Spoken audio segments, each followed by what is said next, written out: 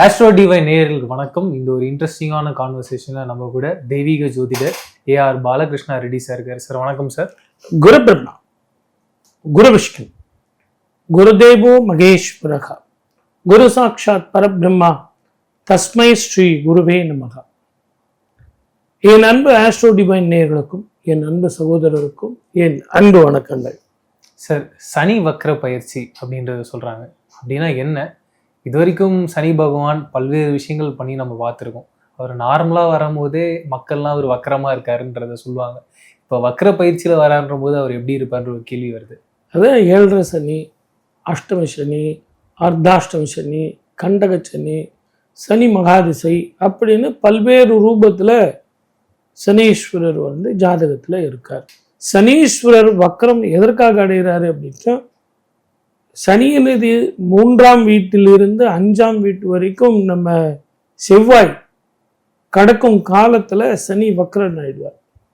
இவர் குளிர்ச்சி கிரகம். சனீஸ்வரருடைய தாக்கம் போகும், சனி பிரீத்தி ஏற்படும். அந்த கிரக சாரங்கள் உங்களுக்கு எப்படிப்பட்ட நீச்சத்தில் இருந்தாலும் உச்சத்தில் இருந்தாலும் அது உங்களுக்கு சாதனையான பலனை கொடுக்கும், சாதகமான பலனை கொடுக்கும். தனுசு ராசிக்கு இந்த சனி வக்ர பயிற்சி எப்படி சார் இருக்கு? ஃபர்ஸ்ட் கிளாஸ் இருக்கும்.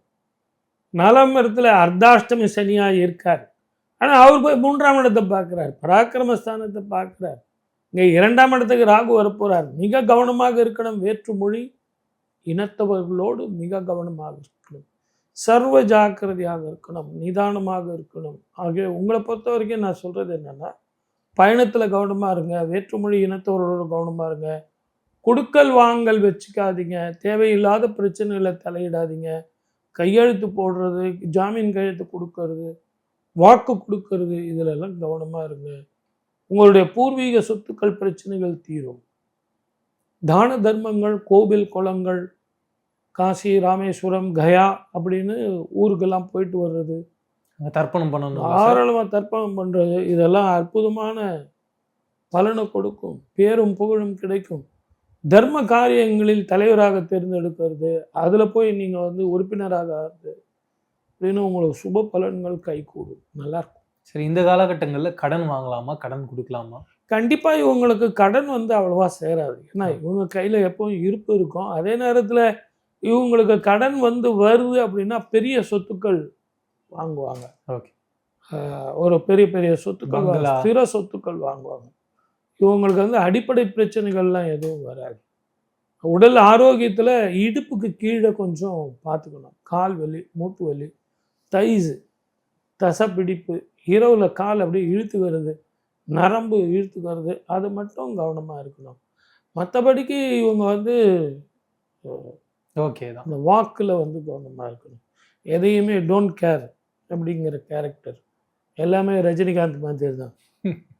அப்போது அவங்க கொஞ்சம் பொது வெளியில் பேசும்போதும் சரி, அரசியல்வாதிகளாக இருந்தாலும் சரி, திரைப்பட நடிகர்களாக இருந்தாலும் சரி, கொஞ்சம் பப்ளிக்கில் பேசும்போது அவை அடக்கத்தோடு பேசுறது, வாக்கை கட்டினா வெற்றி பெறலாம். குழந்தைங்களுடைய எஜுகேஷன் எப்படி சார்? ஃபர்ஸ்ட் கிளாஸ் இருக்கும்.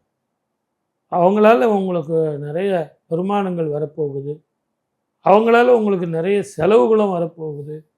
பேங்க் லோன் வாங்கி கொடுக்க போகிறீங்க. அதே நேரத்தில் வருமானங்கள் கூடும், மன நிம்மதியும் சந்தோஷம் வரும். அவங்களுக்கு திருமணம் நடக்கிறது, சுப செலவுகள் செய்கிறது, குழந்தை பாக்கியம் கிட்டுறது, குழந்தைங்களுக்கு நல்லது செய்கிறது, அவங்களுக்கு ஸ்திர சொத்துக்கள் வாங்கி கொடுக்கறது அப்படின்னு உங்கள் கடமையை நீங்கள் நிறைய செய்யக்கூடிய ஒரு காலமாக அமையும். அற்புதமான காலம். அண்ணன் தம்பி கூட இல்லை அக்கா தங்கச்சி கூட பிரச்சனைகள் இருக்குன்றாங்க. கண்டிப்பாக கவனமாக இருக்கணும். இவங்களுக்கு சகோதர சகோதரிகள் உறவு நிச்சயமாக தனுசு ராசிக்கு பாதிக்கத்தான் செய்யும்.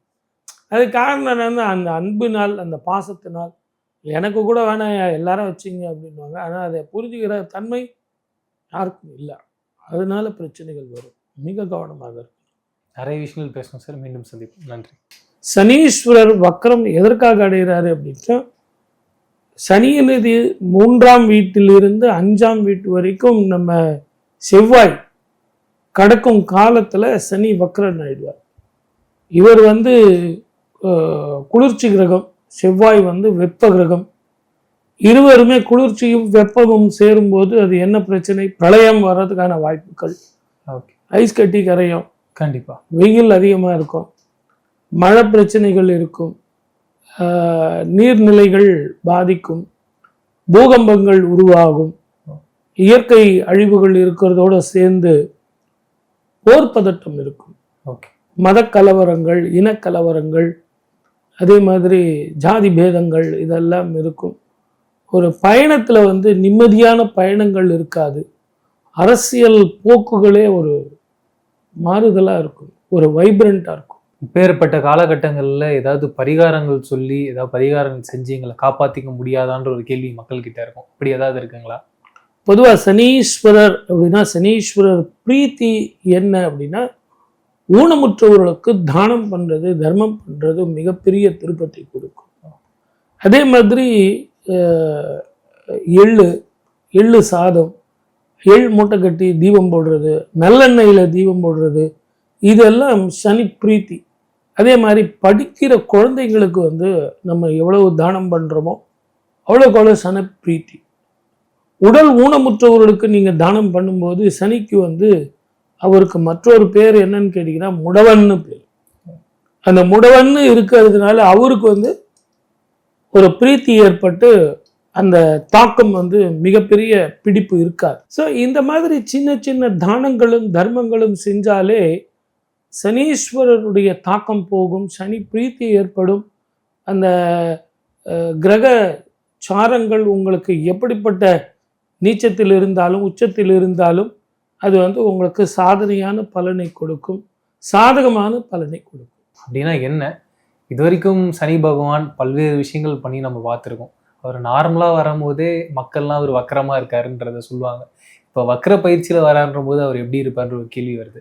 அதான் 7.5 சனி, அஷ்டம சனி, அர்த்தாஷ்டம சனி, கண்டக சனி, சனி மகாதிசை அப்படின்னு பல்வேறு ரூபத்தில் சனீஸ்வரர் வந்து ஜாதகத்தில் இருக்கார்.